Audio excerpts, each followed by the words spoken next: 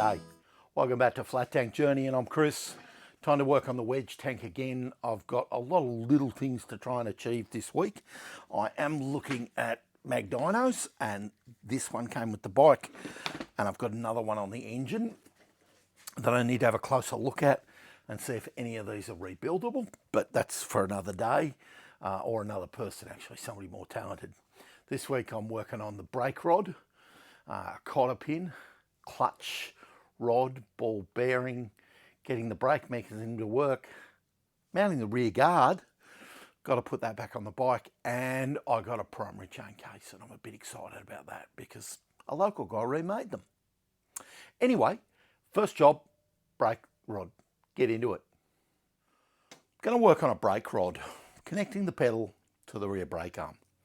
I left it until the last minute on the rally, and it's caused me a few problems.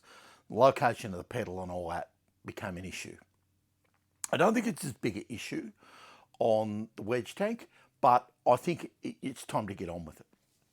I've got some 1/4 inch shaft, or yeah, it is shaft, it's not rod. It's more precise than rod. So I've got some 1/4 inch shaft. I'm just gonna cut a thread on each end because I've got a clevis and I've got a nut, and I'm gonna get on with that. So I'll just mount it up in the lathe and cut thread like I always do, starting in the lathe, and then go back to the bench and finish it up. Not rocket science. I'm going to get on with that, and then I'll bring it in and show you the fit up of these things. Let's look at the front first. So there's the clevis, threaded one side, bigger hole the other, and I put a locking nut on the back. We don't want it to unwind. Here's the little cheese head bolt, screw, whatever you want to call it. Now I did have to relieve the powder coating just inside the brake lever. I got a little springy and a nut, and you know, you can't see any of it, but it's going to go on there.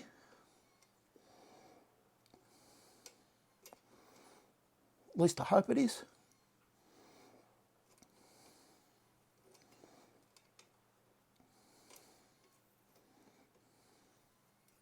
There we go. I'll be able to tighten that up in a minute. I don't think I've got the right size spanner with me. No. I will grab a spanner and give that a little tighten up. Been a bit of a day for it, you know. I've had to clean out a lot of things. I actually had to clean the thread out on the nut. I don't know whether they coat them or what they do, but didn't quite fit. It didn't like to fit anyway. And I don't like to force them. So you sort of get to the point where you think, oh, better not. Anyway, screws through. And now it tightens up really, really smoothly. And I've tightened it part the way up. I'll grab a spanner and just nip it up on the spring washer so that it's firm.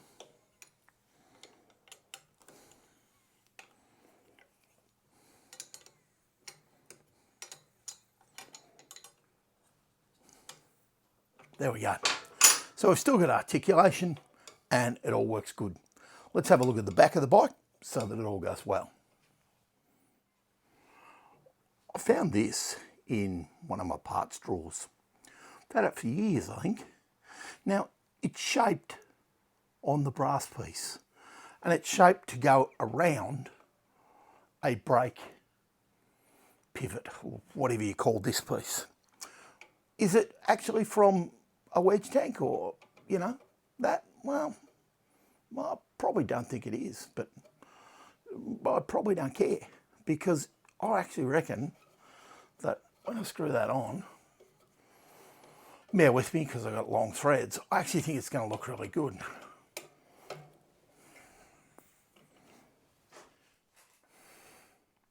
There it is, in one piece.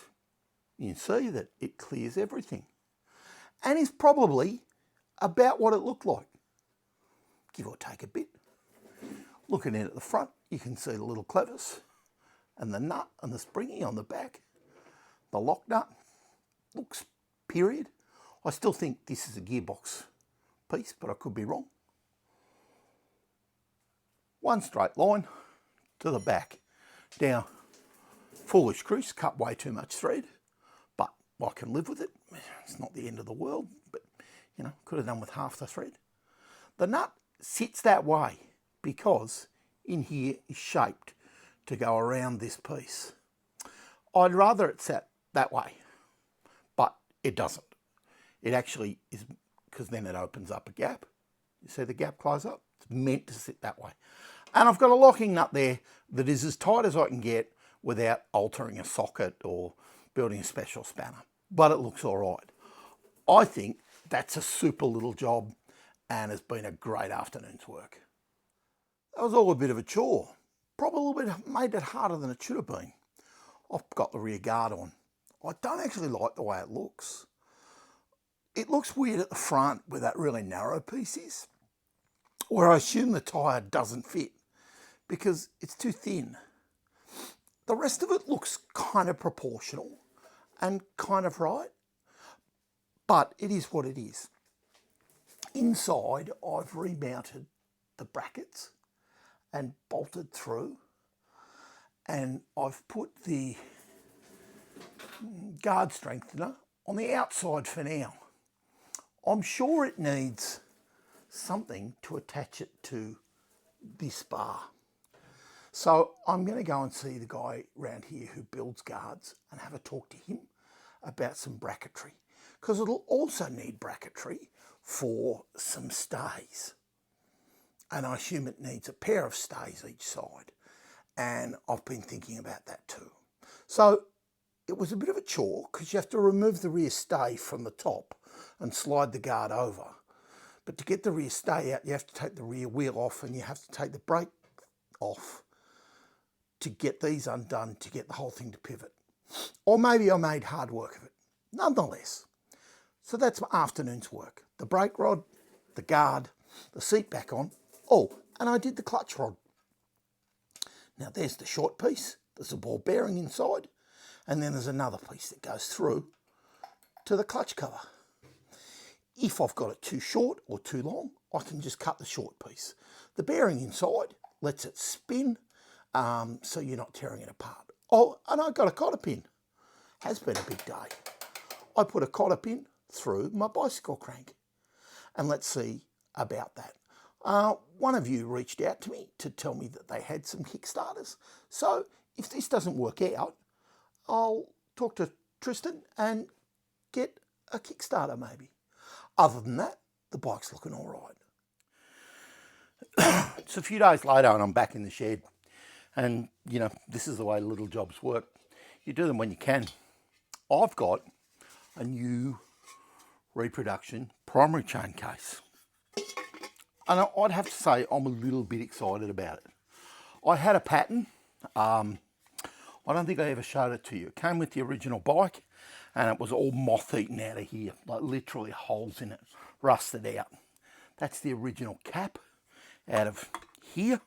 And I suppose I could put the original cap back in it if I wanted to.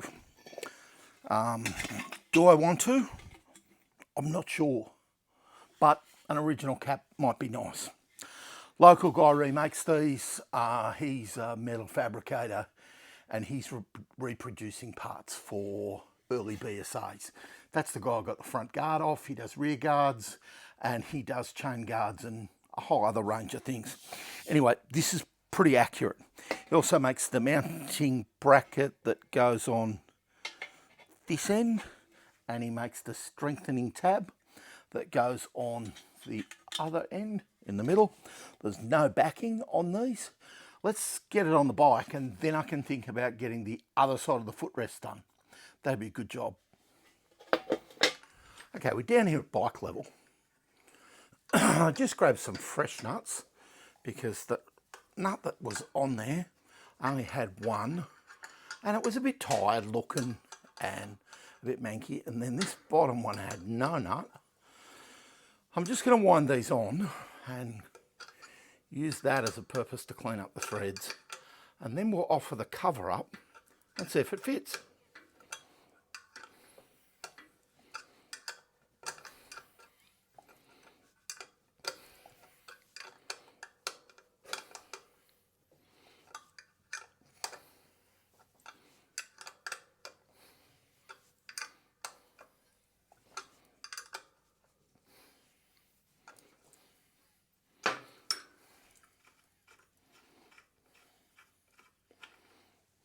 Going to get that off. Right. I cleaned up the bottom one on the bench grinder with the wire wheel because the nut was stuck. So I'm going to do the same with this one, and then we'll look at getting the cover on.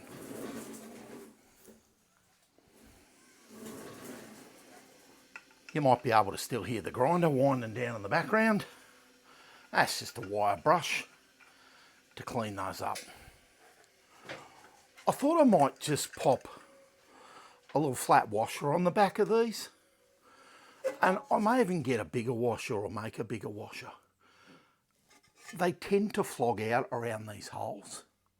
Now I'm going to leave the cap out for now so we can see everything, but the cap just pushes in.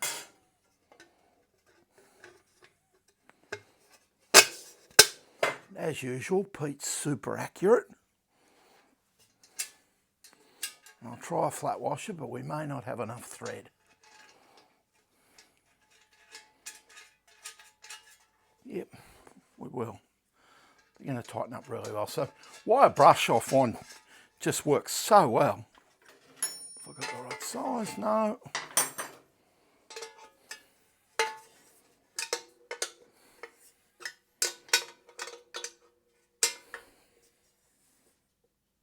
Perfect. That looks really good. Pete's on the money. Clutch clears all the way around. The footrest comes just underneath. That was one of the things I worried about as to whether my footrest would clear. I do need to, now I think they had a domed nut of some description or a covered nut.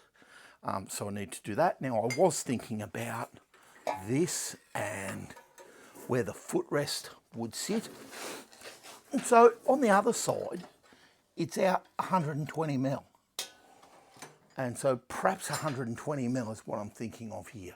Let me check the other side's in the right place, and then we'll see where the footrest would sit on this side. Okay, so 120 mil is the measure, and there it is. 5 mil back from that is where I elected to cut the groove, and then an inch forward of that is where I put the thread. So I know that I've only just got a little bit left over. Now I can pull that off, mount up the foot peg, do the machining, mount the foot peg up and see where everything sits. But in real terms, we'll have clearance to the clutch cover because the footrest is out here. And it may even be just a little bit too wide. A little bit. I'll see.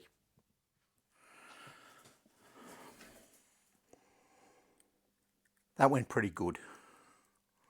I got it cut back, got the thread cut, got the groove cut. Just got to get the circlip over it now.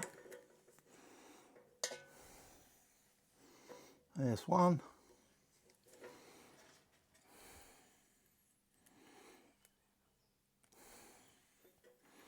I'll put another one over it.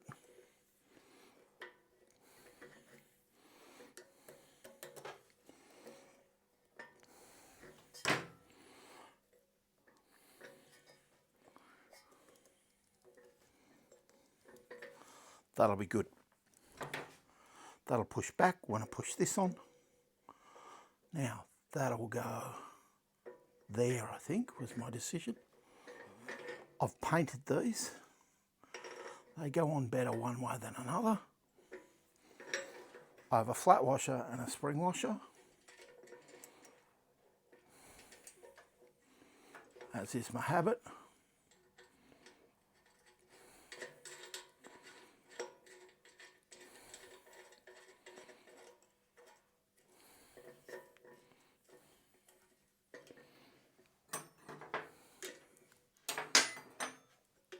Now I haven't put the split pins in against the gearbox mount, the engine plate, at this stage, because so it can move sideways, but I will when I go through final assembly. At this point, I don't see a lot of value. I can slide it one way or the other. The 120mm is right for the other side, and this side, well, it looks about right. There we go. That looks pretty super.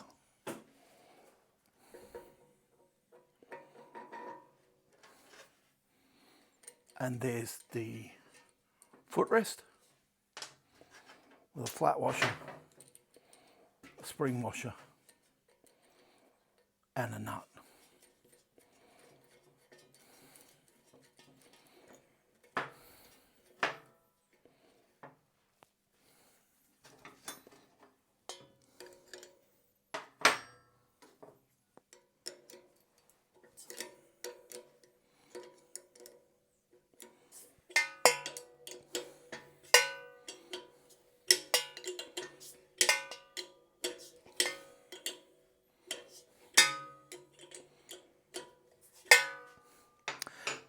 Looking at that now, I actually think it's a bit low. I'm going to undo this, perhaps off camera, and just rotate it up one notch and see what it looks like. There's the next one. So the next one actually looks a little bit high. I can mess around with the bar itself and rotate the bar to different places to see if the bar difference, where the bar is, makes any difference. It's probably the only disadvantage with the hex bar is that you don't have infinite flexibility of where the footrest might be. But for me, that kind of looks better. That might be a more suitable height for the footrest. And then it can go in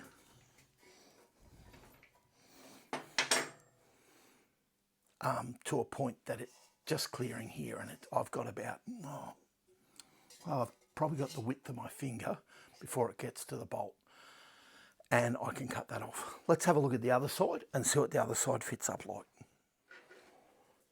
So in thinking about the other side, I moved up one and moved up to there.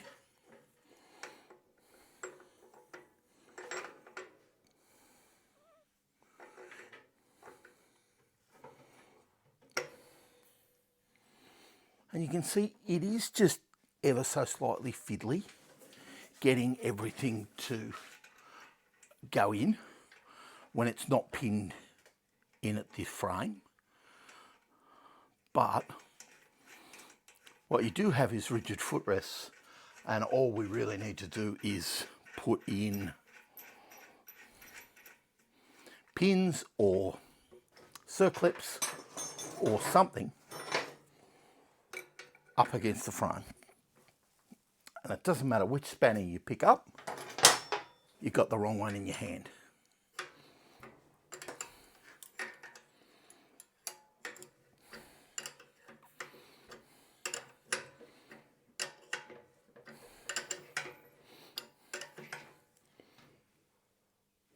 There we go.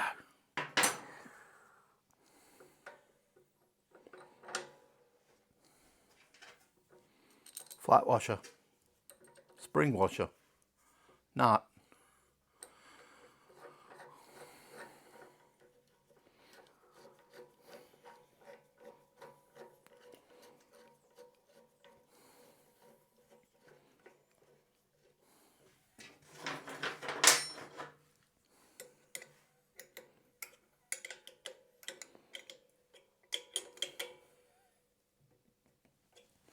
nice and tight.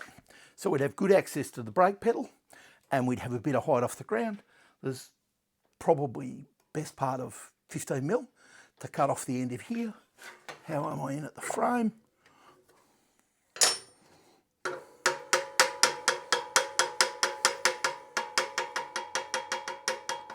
There's my 120mm mark. And I'll be 120mm aside. I think it looks pretty good. why don't you jump off the tripod and have a look.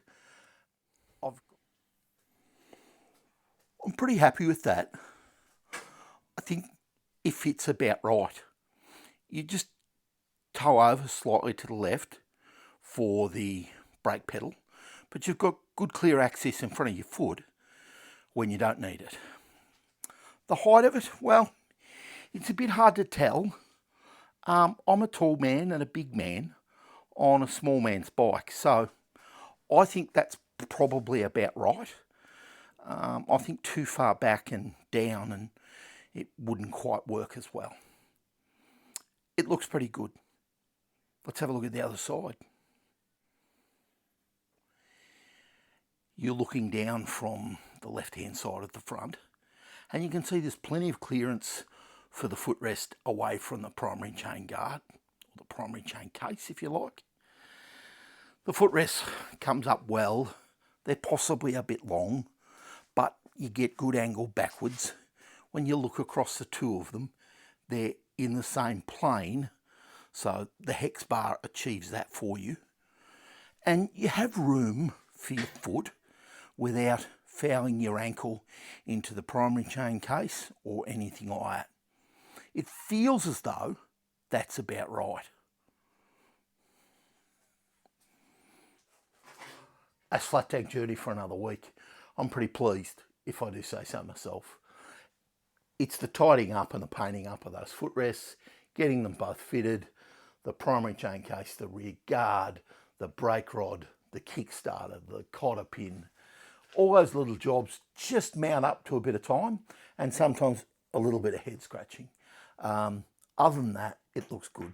I could have had the primary chain case earlier. They've been ready for 3 or 4 weeks, but you know, I didn't know and I didn't go out. So sorry about that, Pete. But Pete does a really good job.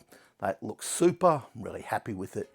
I've just got to fit up the bracket, the support bracket to the end, and I can do that. That won't cause me a lot of trouble. Other than that, the bike's come along really well. If you like, get in touch. Love to hear from you.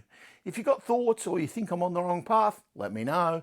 Other than that, like, comment, subscribe. Have a good one. Cheers.